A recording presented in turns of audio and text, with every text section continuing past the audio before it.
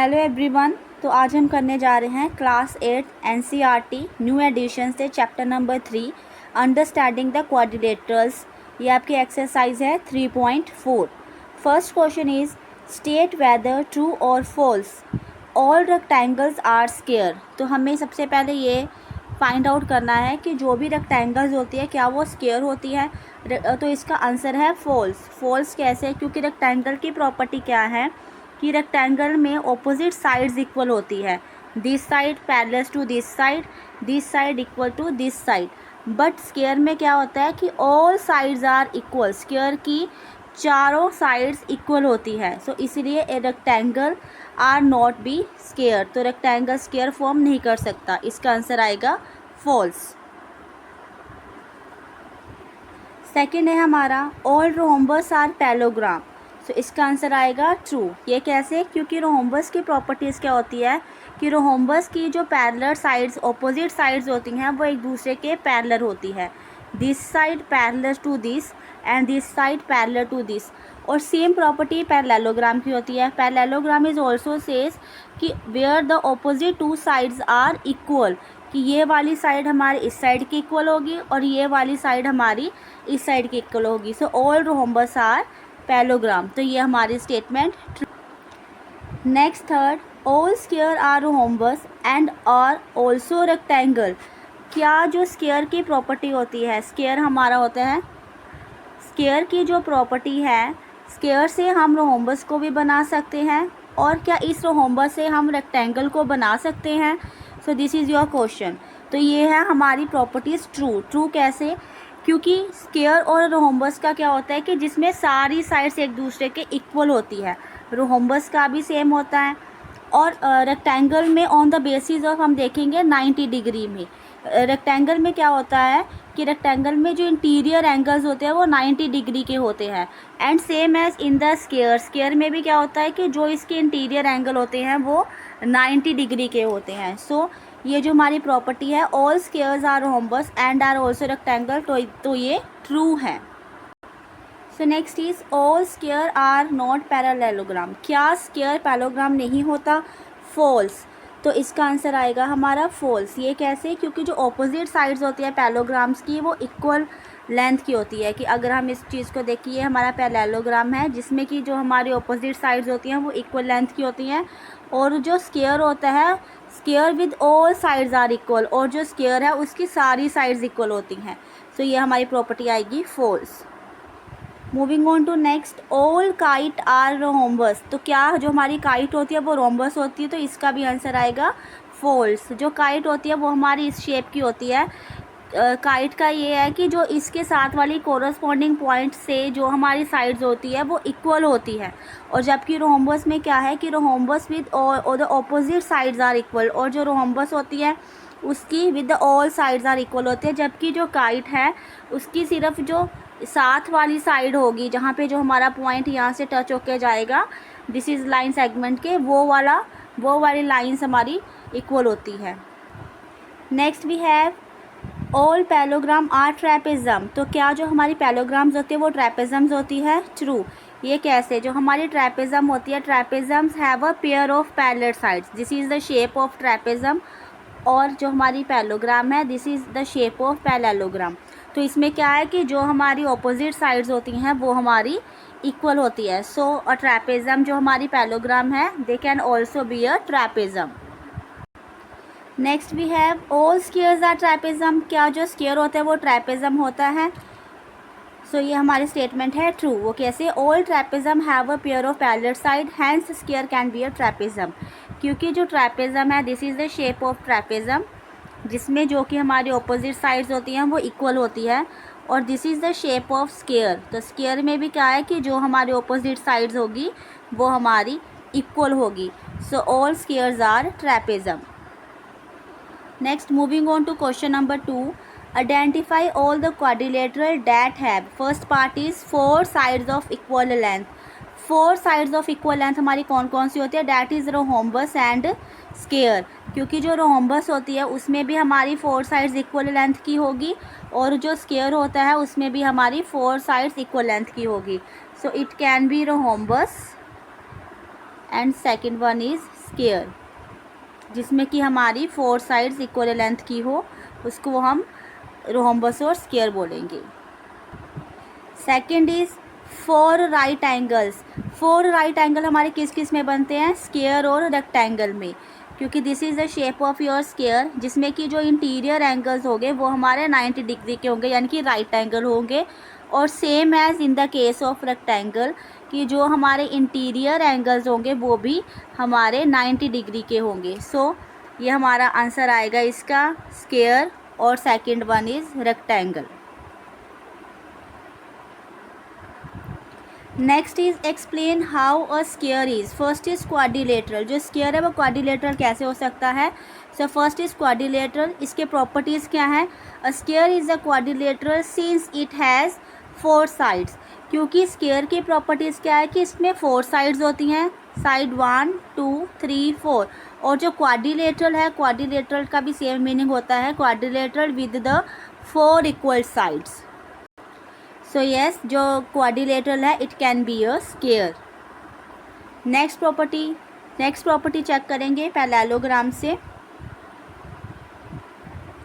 Parallelogram की properties क्या है। Opposite sides are equal, opposite angles are equal, diagonal bisects on each other. और ये सेम प्रॉपर्टी हमारी स्क्वायर की होती है। द स्क्वायर मीन वेयर जो हमारी इक्वल साइड्स, ऑपोजिट साइड्स होंगी वो हमारी इक्वल होंगी, जो भी हमारे इंटीरियर एंगल्स होंगे दे विल बी इक्वल, और जो भी हमारा डायगोनल होगा it will bisects on each other. तो same as in the case of parallelogram होता है कि जिसमें हमारी सारी जो साइड्स होती है वो ऑपोजिट्स होती है, और इसमें भी जो हमारे डायगोनल्स होते हैं वो बाइसेक्ट करते हैं on the middle point. Next third is with the rhombus. अब हमें चेक करना है कि जो स्क्वायर है हम उसको रोम्बस की तरह कैसे डिफाइन कर सकते हैं।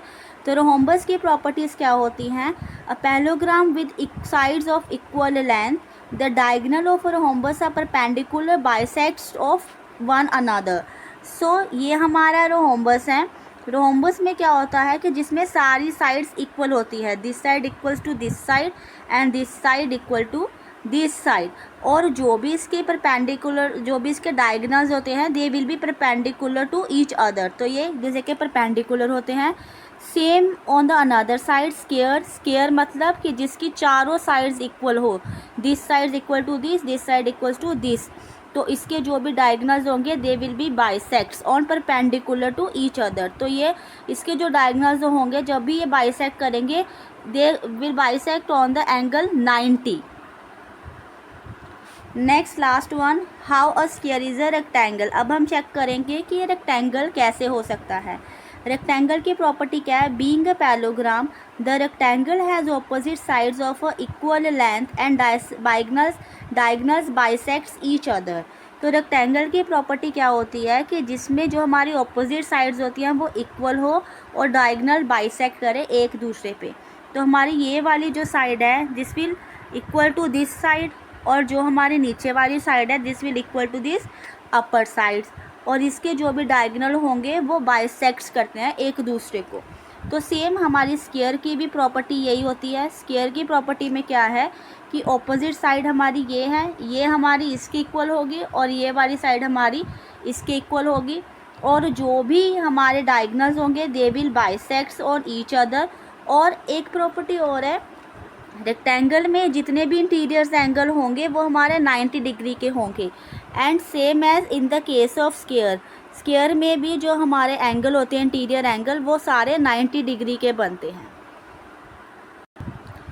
Next, name the quadrilateral whose diagonal bisects each other. सबसे पहले हमें उन क्वाड्रिलेटरल्स का नाम देना है, उनको राइट डाउन करना है जिनके जो डायगोनल्स है वो एक दूसरे को बाइसेक्ट्स करें।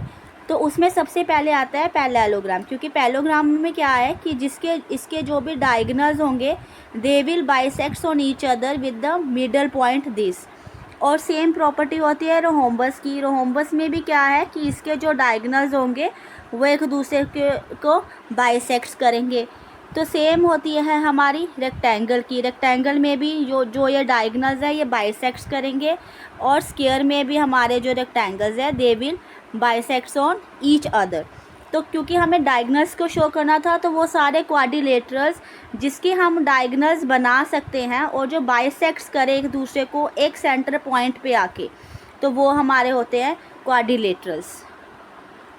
इसीलिए तो हमारे फर्स्ट पार्ट का आंसर आएगा name the quadrilateral who diagonal bisects on each other.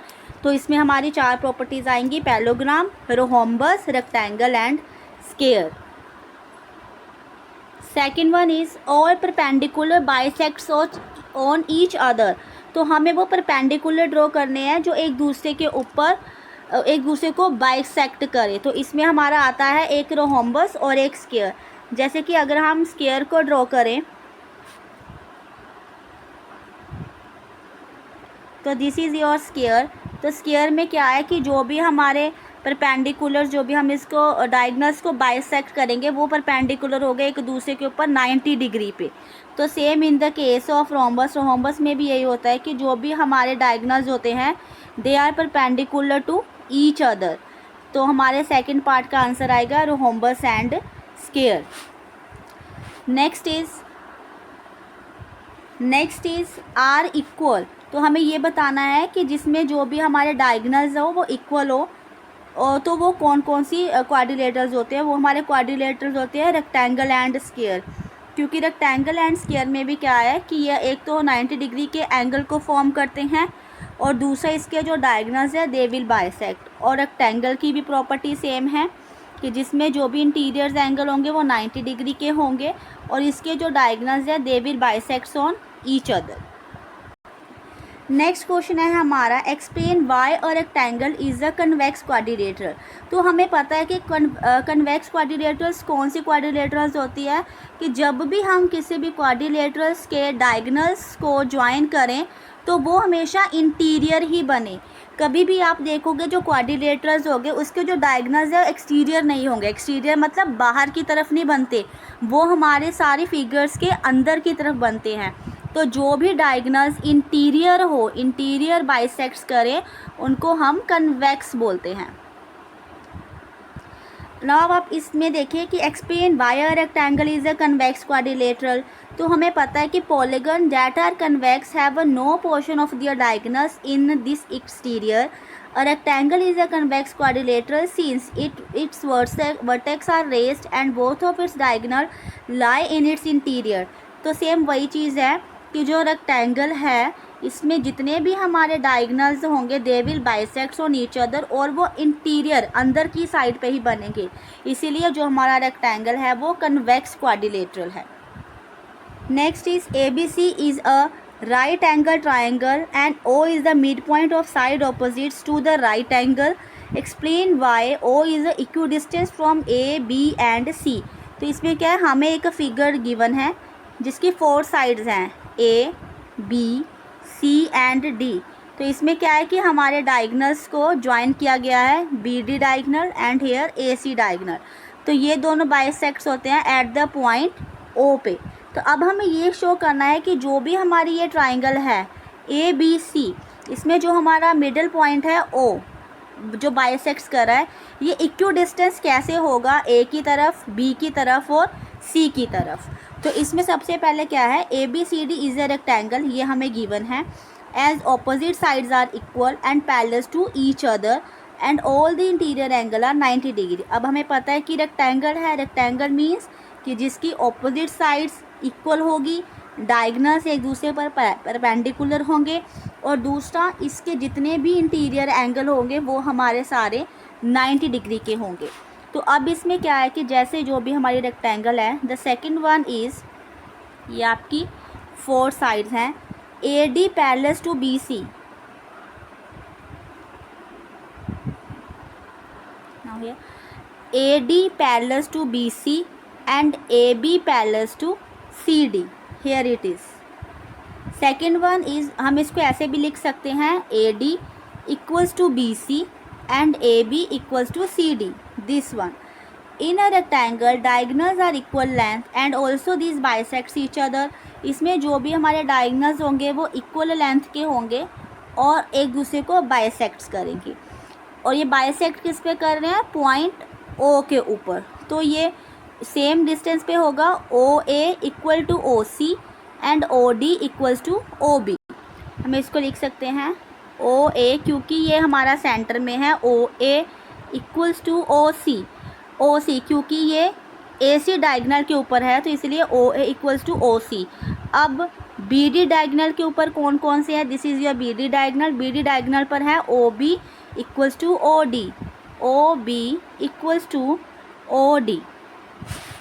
Since these two right triangles make a rectangle where O is equidistant point from A, B and C and D because O is the midpoint, तो अब यहाँ से देखिए कि हमने यहाँ पे solution को प्रोवाइड किया O A equal to O C and O B equals to O D. तो क्योंकि ये हमारा मिडल में है तो ओ हमारा मिडल में होने की वजह से ये इक्विडिस्टेंस है इन दोनों लाइंस के ऊपर। तो इसका मतलब है कि ये जो हमारी स्टेटमेंट थी ये ट्रू हो चुकी है, प्रूव हो चुकी है कि why O is the equidistance, क्योंकि जो ओ है वो एक मिड पॉइंट है ए सी और बी डी का, इसलिए जो भी डिस्टेंस होगा ओ ए ओ सी के लिए और ओ बी और ओ डी के लिए वो इक्वल डिस्टेंस होगा। आई होप एवरीवन कि आपको ये chapter understanding the quadrilaterals with exercise 3.4 के सारे क्वेश्चंस डिटेल में समझ आ चुके होंगे। अगर आपको किसी भी तरह का या किसी भी क्वेश्चन में कोई डाउट होगा तो आप मुझे कमेंट सेक्शन में लिख के बता सकते हैं। Thank you.